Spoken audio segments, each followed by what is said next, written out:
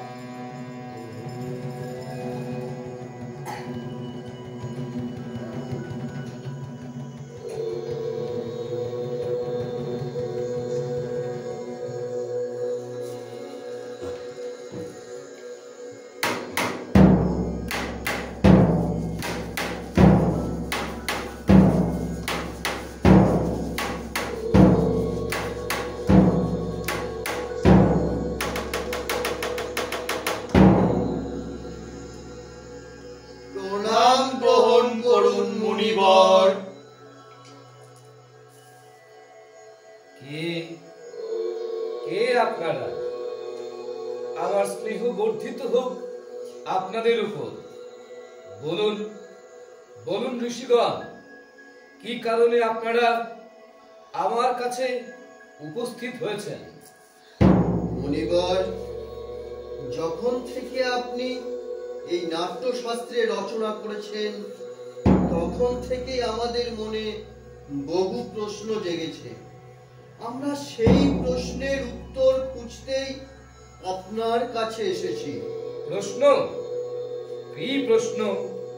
দ্বিধা করবেন না, বলুন কি জানতে চান?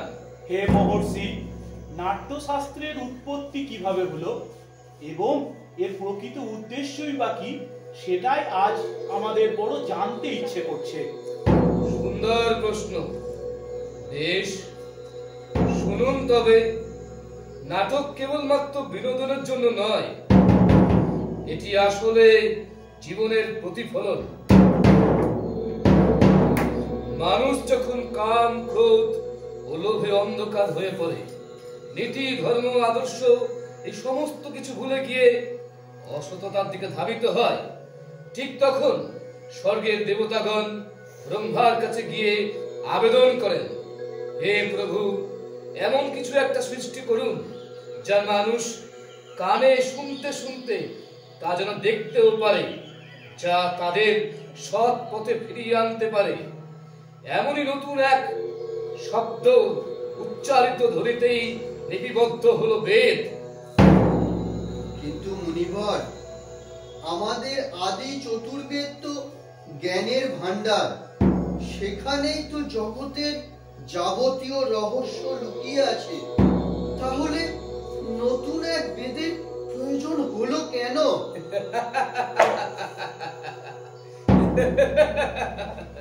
প্রয়োজন হলো এই কারণে, যাতে একটি সকল মানুষের কাছে সহজবোধ্য হয়, সকল সাধারণ মানুষের কাছে নীতি, ধর্ম, জ্ঞানের পথ পৌঁছে দেওয়ার জন্যই প্রজাপতি ব্রহ্মা 4 বেদের নির্যাস থেকে এক নতুন বেদ সৃষ্টি করেন, যার নাম নাট্যবেদ।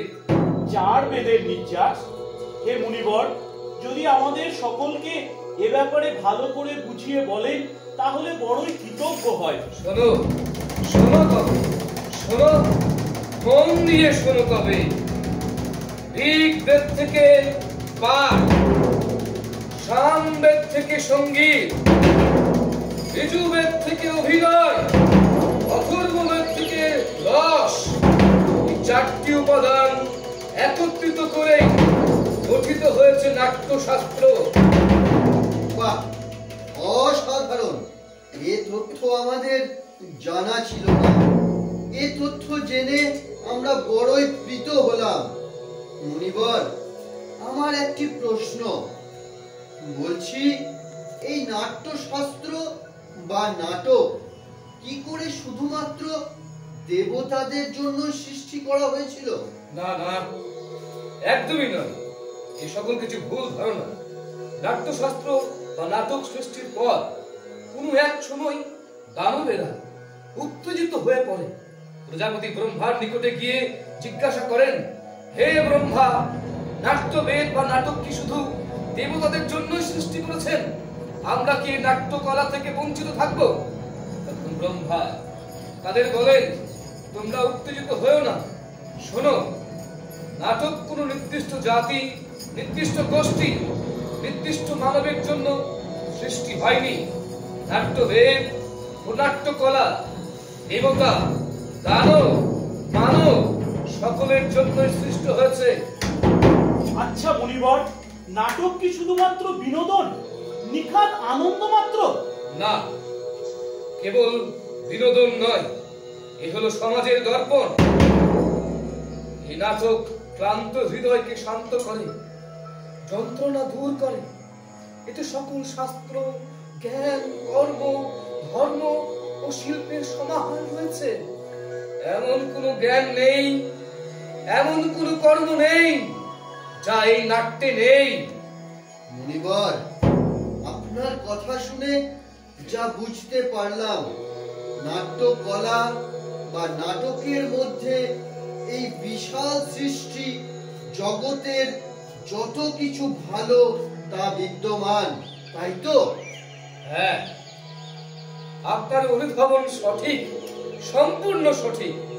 নাটক হলো সকল কলার উৎস, সকল কলার মিলনস্থল বটে। মুনিবর, তাহলে তো দেখতে পাচ্ছি নাট্যশাস্ত্র খুবই গুরুত্বপূর্ণ বিষয়। এটি তো বেঁচে থাকার মতোই অপরিহার্য, কিন্তু সমাজ কেন এটিকে গুরুত্ব দেয় না? নাট্যশিল্পীদের কেন প্রয়োজনীয় সম্মান ও সহায়তা দেওয়া হয় না? আপনার কথাই যথেষ্ট যথার্থতা আছে।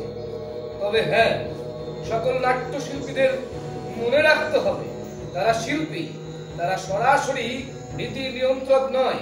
কিন্তু নীতি নিয়ন্ত্রক, নীতি নির্ধারকদের এটা বুঝতে হবে যে নাটক শুধুমাত্র শিল্প নয়, এটি সমাজের বিবেক, সত্যের পথপ্রদর্শক।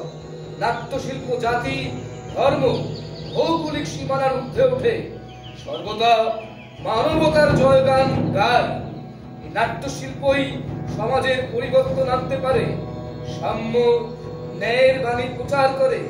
একমাত্র নাট্যশিল্পই পারে এই পৃথিবীকে শান্ত ও সুখের স্বর্গ পরিণত করতে। সত্য বচন মুনিবর। সমাজে শিল্প ও শিল্পীর যথাযথ সম্মান না থাকলে সেই সমাজ পশু সমাজে পরিণত হয়। যথার্থ বলেছেন মুনিবর, আপনি যথার্থ সত্য কথাই বলেছেন। আমি বড় আশাবাদী, আপনারা দেখবেন বর্তমান ভবিষ্যৎ সমাজ একদিন নাট্যশিল্প ও সকল কলা শিল্পের যথাযথ মর্যাদা দেবেই। তাই তো আমি নাট্যশিল্পের শাস্ত্রকে পঞ্চম বেদ নামে অভিহিত করেছি, পঞ্চম বেদ নামে অভিহিত করেছি। জয় হোক পঞ্চম বেদের, জয় হোক, জয় হোক, জয় হোক। ভরত মুনির জয় হোক, জয় হোক নাট্যশাস্ত্রে।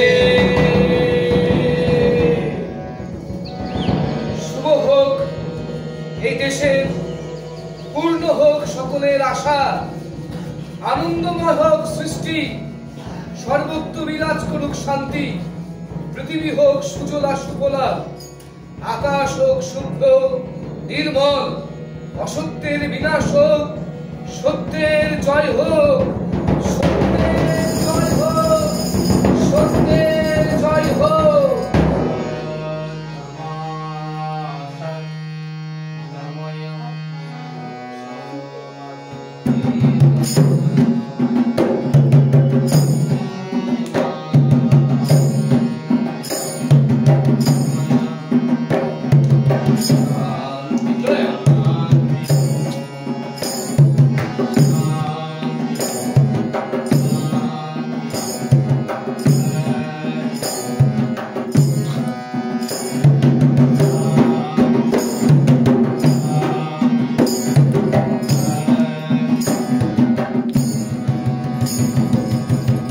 ভারতীয় নাট্যশাস্ত্রের প্রতি সম্মান নিবেদনে ভবানীপুর সপ্তপ্রদীপ সংস্কৃতি সোসাইটি নিবেদন পঞ্চম বেদ এখানেই শেষ হলো।